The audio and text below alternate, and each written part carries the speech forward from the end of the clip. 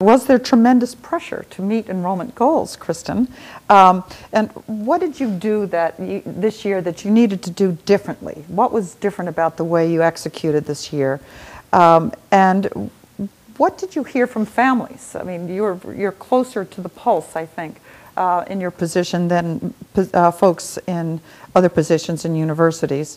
And I would also like to just throw out there, there are some folks, and for those of you who were here last time, you were hearing that that the specific major that leads you to a job is just even more powerful to attract students.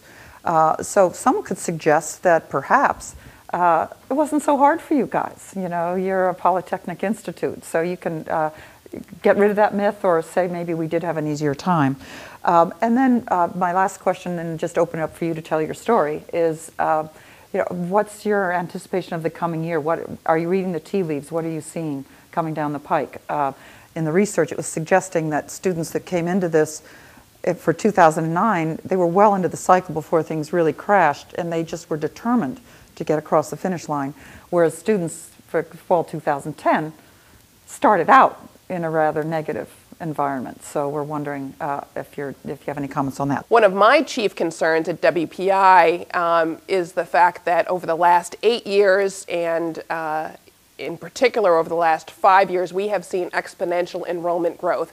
It has been largely deliberate. We built that into our strategic plan. We're getting there a lot faster than we expected, and we're delighted at the uptick in applications. Those have nearly doubled over the last 7 years. We've seen huge gains in diversity, which for us means women and underrepresented minority students, of course, and have exceeded all of our enrollment goals, both quality metrics and also diversity composition and revenue targets for several years running.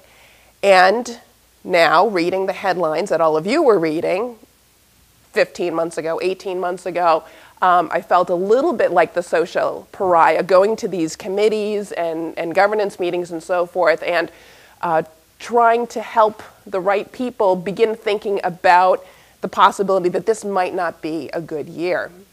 And in keeping with what some of my panelists have commented, co-panelists have commented on, one of the challenges, I think, is recognizing the role you play at the institution, recognizing the faith people have placed in you and your operation to help the institution through this challenging time, wanting to communicate, wanting to be realistic, not wanting to set negative expectations for the coming year or to raise the alarm too much. One of my favorite cartoons for the year, which I shared with Linda beforehand, pictures a group of individuals looking at a document around a boardroom table saying, let's change brink of chaos to everything is wonderful. And I think that's the tightrope walk that we're doing. In admissions-related work, we're all prone to hyperbole, so that's just, you know, sort of, we're wired to do that kind of thing. One particular low point for me was being at a provost cabinet meeting and trying to explain to folks that despite the fact that, yes, we've had fabulous successes in recent years, yes, I know the inquiry numbers are at record highs, yes, I know the visit numbers are at record high, and, oh yeah, those early applications, we've seen a 10% increase. But really, by the time we're in a position to know whether or not this is a good year or a bad year, it will be too late. We had every reason to believe that this year was going to be unprecedented, and if we were going to take a hit, it wasn't so much about how families viewed WPI or the value proposition of attending WPI. It would have more to do with those home equity loans being canceled, or people at the dining room table, parents having the hard conversation with their sons and daughters saying, we recognize this is an absolutely outstanding institution, we just literally don't have the money to make this happen.